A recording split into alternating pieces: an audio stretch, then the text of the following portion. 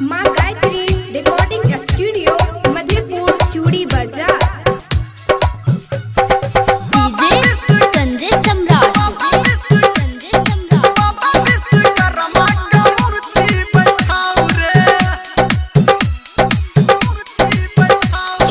दुआरा पे ठीक से आसन लगाऊ रे,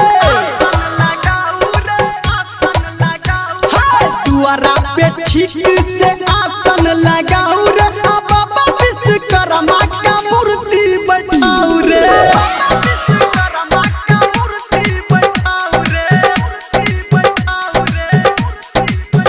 हाँ पंडित मंगा के आज पूजन कराऊ रे, पंडित मंगा के आज पूजन कराऊ रे, बाबा विश्वकर्मा का मूर्ति बैठाऊ रे।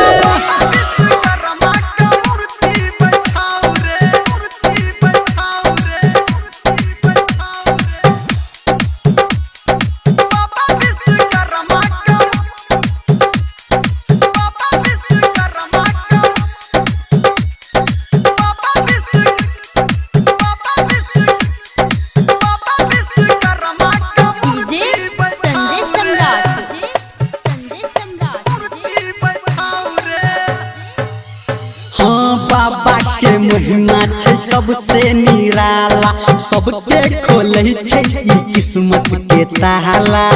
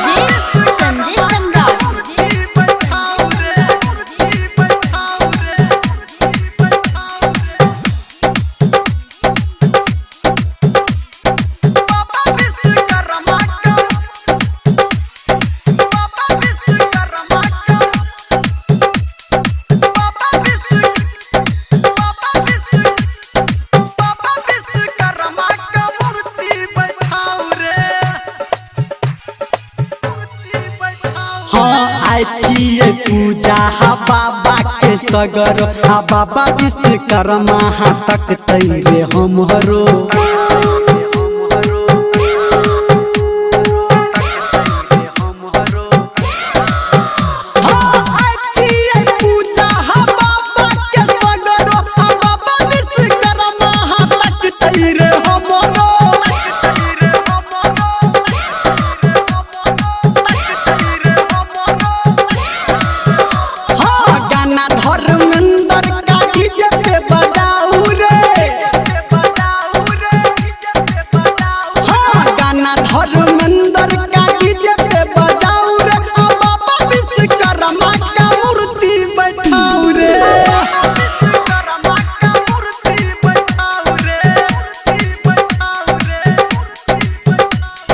दुआरा पे ठीक